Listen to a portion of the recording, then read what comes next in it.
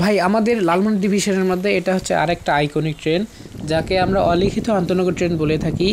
এর কারণ হচ্ছে এই ট্রেনটা সবসময় রাইট টাইম নিয়ে চলে। একটু এদিক সেদিক হয়, সেটা সপ্তাহে 2-1 দিন এদিক সেদিক হয়, ইঞ্জিনজনিত সমস্যার কারণে হতে পারে বা কন্ট্রোলিংয়ের কোনো সমস্যার কারণে হতে পারে। তো এটা হচ্ছে আমাদের আরেকটা অলিখিত আন্তনগর ট্রেন, যা সবসময় রাইট টাইম নিয়েই চলে প্রায় বলা যায়।